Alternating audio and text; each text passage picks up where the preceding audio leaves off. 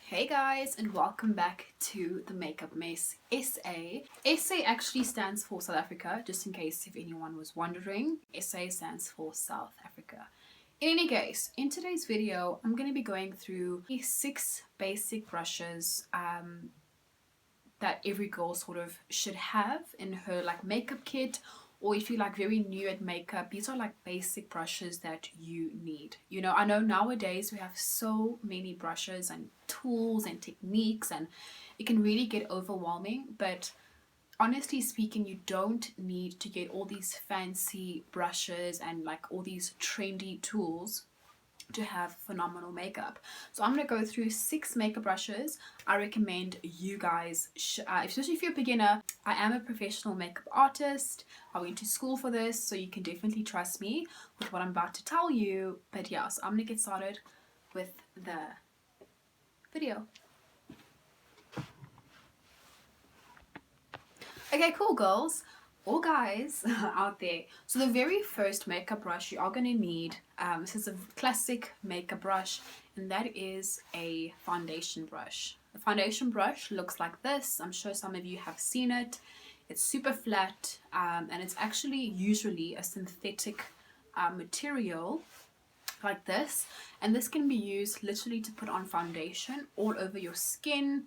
And also you can also use it for concealer for under your eyes. So most of your makeup brushes you should be able to use for 2 different applications, right? So this is your foundation brush, used obviously for your foundation, and it's synthetic. Now the reason why a lot of these brushes are synthetic is because foundation and your concealer can be is a thick and heavy consistency and product. So synthetic material blends well and applies well onto the skin. So that is the reason why it's not like this, soft sort of hair. It's really hard so that it can really work with thick products. The second important makeup brush you will need, especially as a beginner, that is going to be your powder brush. So I'm going to actually call this a powder brush and a blush brush. So any sort of fluffy medium brush like this. I've had this one for quite a while, so I'm not going to even turn it around because it looks sort of deformed, but that's not the point. But a really nice fluffy medium sized brush.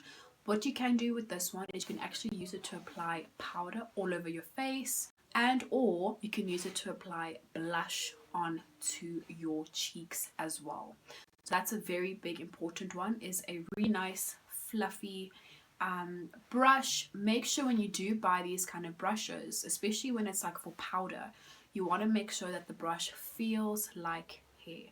Now the difference between expensive brushes and really cheap brushes, if you feel it, it'll feel like plastic, almost like it's like a Barbie sort of material, like Barbie's hair or something. But you want to make sure it feels like hair, it does not feel like plastic, because in that, the more that it feels like hair, the smoother it will go onto your skin, and also it will pick up your product a lot more easier when it feels more like hair. If it's synthetic and plastic like, when you dip your brush into your product, it won't pick up the product, and when you put it onto your skin, it's going to leave some streaks.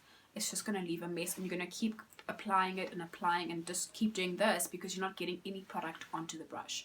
So make sure it is 100% hair, but obviously it needs to be ethical, guys. That whole what do you call it, animal cruelty free stuff. But yeah, but nowadays, which is really cool, making makeup brushes that feel like real hair, but it's not real hair. So we are also saving the planet, which is super great. So that's brush number 2.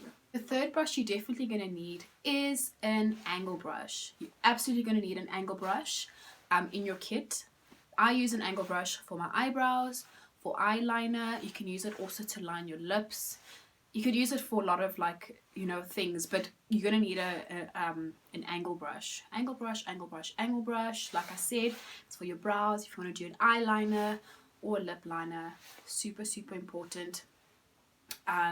So yeah, so when you buy an angle brush, you want to definitely make sure that it is hard. Number one, you don't want to get a brush that is so soft that when you put it on your face or your eyes, it bends. You want it to be very firm so that when you do your eyeliner, it's really firm and it really does a really good line. And yeah, so that's the one thing.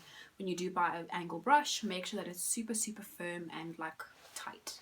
The fourth makeup brush you're going to need is a concealer brush. Mine is a bit funny. I need to actually trim the ends. It's been through a lot, but that's fine. So you're going to need a concealer brush. 100% every person that does makeup, you're going to need definitely a concealer brush. Now, the concealer brush is super flat. Well, not super flat, but it's almost like your foundation brush, but like a smaller version of it. They're both similar. It's almost like a mommy and a child. Very similar, just a smaller size. So again, also a lot of the times, these kind of brushes are made synthetic. They're super hard. Why? Like I mentioned before, it's picking up and working with really heavy products like your concealer. So it's gonna really need to you're gonna need a really hard brush to blend in, or to cover up any pimples that you have or any dark marks with your concealer brush.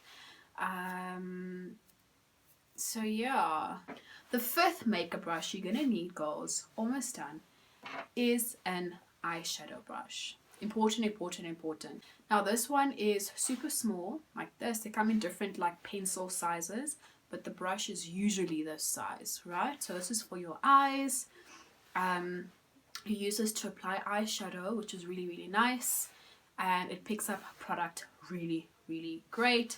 Perfect size to go on your eyelid and to really put on your eyeshadow. Important tip as well, when you do get your eyeshadow brush, make sure that it's again, a brush like this, when you're using powders, like I mentioned before, which is your eyeshadow, you need to make sure that the brush feels like hair and that it feels soft.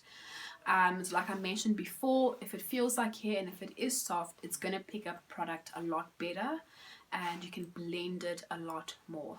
I mean, that's the difference between expensive and cheap makeup brushes. The really cheap ones feel like plastic. They look super shiny as well. It feels hard on your skin. When you go shopping for your makeup brushes, feel it on the back of your hand and feel how soft it is. It should feel soft. It shouldn't feel like you're scratching your skin. And then also that way you'll know that it's going to pick up product well onto your skin. So that's an eyeshadow brush.